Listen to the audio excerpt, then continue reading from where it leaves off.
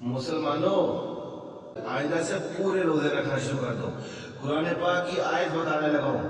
قرآن کھولو اور پڑھو سورہ بقرہ آیت نمبر 187 جس میں واضح طور پر لکھا ہوا ہے کہ اتم الصیام الی اللیل، رات تک. لیل کا مطلب ہوتا ہے رات، جیسے لیلۃ القدر، قدر والی رات. رات کا مطلب ہوتا ہے وہ ٹائم جب اندھیرا چھا جاتا ہے.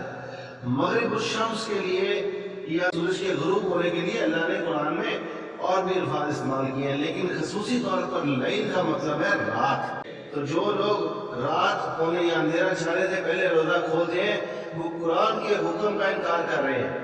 اب جب کہ یہ آیت میں بتا چکا ہوں، اب جب کہ یہ آیت میں نے پڑھ کے سنا دی، قرآن کا حکم پہنچ گیا. جس نے روزہ اللہ کے لیے رکھنا ہے وہ قرآن کے حکم کو فالو کرے گا کہ قرآن کا حکم ہے لیل تک. تو تم کیسے سفید دن کے اندر تم مغرب کی اذان دے کے تم روزہ کھلوا دیتے ہو؟ اور تو یہ شریعت اسلامی کا پہلا اصول ہے کہ قرآن میں اگر کوئی حکم موجود ہے اور اس کی نفی کوئی حدیث کرتی ہے تو وہ حدیث جو ہے وہ نہیں لی جائے گی. قرآن کا حکم سب سے پہلے، اللہ کا حکم سب سے پہلے. تو اپنی اصلاح کریں اور روزے پورے رکھنے شروع کر دیں.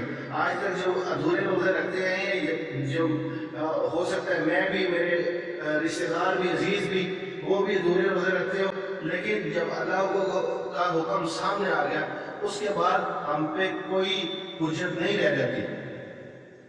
آپ لوگ بھی اس کو اپنے روزے پورے رکھیں اور اللہ سے دعا کریں پچھلے روزوں کی جو غلطیاں اللہ تعالیٰ ان کو معاف فرمائے اور اس پیغام کو آگے بھی سب تک پہنچائیں. یہ صدقہ جاری ہے. شکریہ، جزاکم اللہ خیر.